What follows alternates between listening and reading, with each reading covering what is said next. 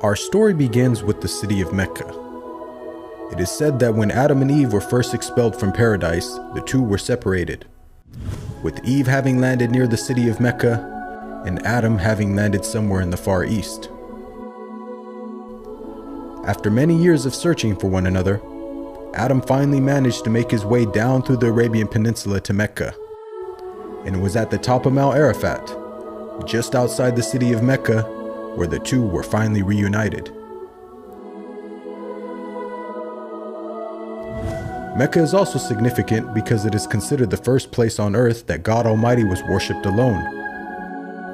And so, it was at that very spot that Abraham and his son Ishmael built the first house of worship for God.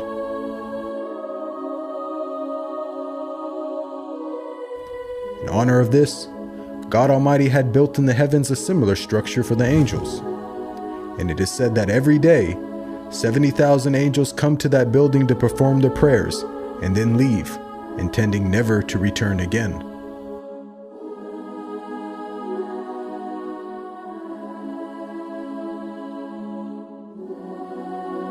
When Abraham and Ishmael had finished building the sacred house, there was still one brick that had to be put in its place. And so, Abraham sent his son Ishmael off to find a unique stone that he could put there. But God Almighty destined that the final stone that was to be laid would not be from the material of this world, but instead a stone directly from the heart of paradise. The angel Gabriel then brought the stone down to Abraham, who proceeded to put it in its proper place. It is said that when the stone first came down, it was a pure white color. But due to the impurities of this world and the sinfulness of man, the stone slowly began to fade and eventually turned black. As time passed, the city began to develop, with the people of Mecca remaining upon pure monotheism, worshiping one God alone.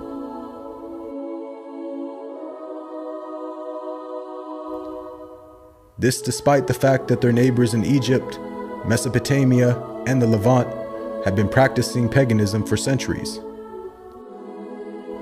But this was all to change when a merchant by the name of Amr ibn Nuhay had decided to conduct his business outside of Mecca. Amr then proceeded to journey northwards until he reached the lands of Levant. There, Amr would witness for the first time things like modern architecture, advanced literature, and of course, the practice of paganism. Amr was so impressed by all that he had seen that before leaving, he asked if he could take one of the idols back home with him. The people agreed, and so Amr took the idol and placed it along with the other goods and merchandise in his caravan.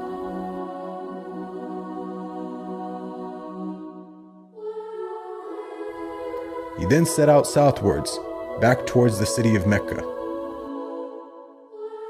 When Amr arrived back home, he immediately took the idol and placed it right in front of the sacred house. He then proceeded to tell the people that this was now going to be the God that they worship.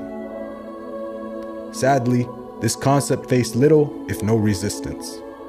And as time passed, the people began to worship more and more different idols, until it is said by the end of the 6th century, there were over 360 different idols surrounding the sacred house in Mecca.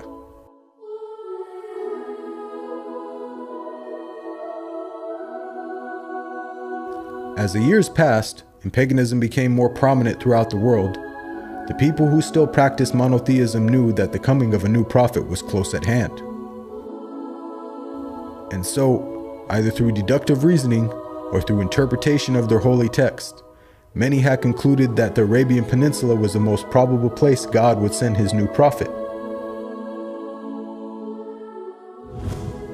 For at the time, the Roman Empire and the Persian Empire had extremely repressive governments and were hostile towards any type of rebellion, be it ideologically or politically.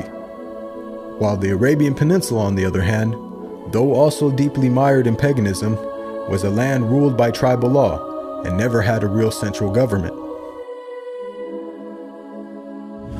As time went by, It appears that more and more people began to move down to the Arabian Peninsula to await the coming of the next prophet.